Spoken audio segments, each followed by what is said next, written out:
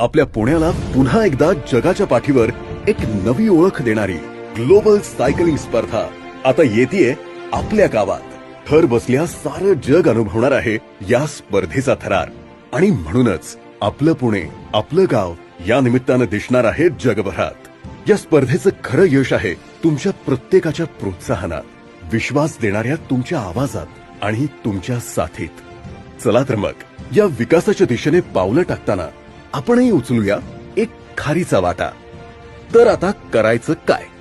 तर या स्पर्धेत कोणताही अडथळा येऊ नये म्हणून जबाबदार नागरिकाच्या नात्याने थोडीशी काळजी घ्यायची. या स्पर्धेला यशस्वी करण्यासाठी 3 टप्प्यात आपण गोष्टी समजून घ्यायला हव्या. पहिला टप्पा, स्पर्धेची तयारी स्पर्धेच्या आदल्या दिवशीपासून सुरू होणार आहे. तिथे सायकलस्वारांना स्पर्धेत मार्गदर्शन करणारे दिशादर्शक माहिती फलक म्हणजेच साइन बोर्ड्स लावले जातील. या बोर्ड्सची जागा बदलणे किंवा आहे त्या जागी त्या बोर्ड्सना हानी पोचवू नये, कारण दुसऱ्या दिवशीच्या स्पर्धेत याने अडथळा निर्माण होऊ शकतो. दुसरा टप्पा, आता स्पर्धेच्या दिवशी सकाळपासून घ्यायची काळजी.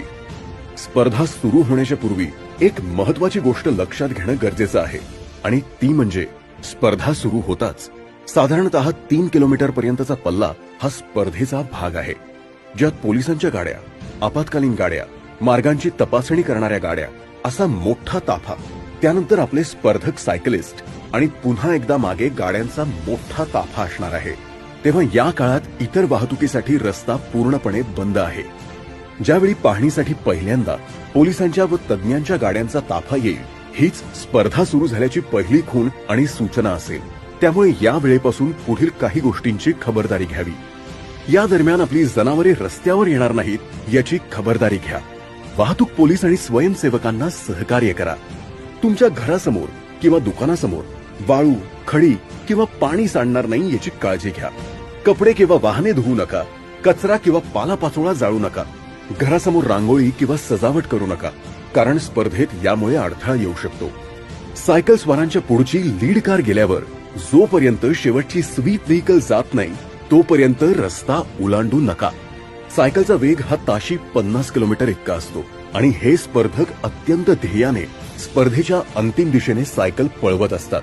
अशात आपली लहान मुले सायकल मागे धावणार नाहीत याची काळजी घ्या, कारण असे झाल्यास मोठा अपघात होण्याची शक्यता आहे. आता शेवटचा टप्पा म्हणजे स्पर्धा संपल्यानंतर स्पर्धेच्या मार्गात असणाऱ्या साइन बोर्ड्स म्हणजेच माहिती फलकांना कृपया हात लावू नये. ते हलवण्यासाठी स्पर्धेची टीम स्वतः येईल, कारण हे बोर्ड्स स्पर्धेच्या पुढच्या दिवसासाठी आवश्यक असतात.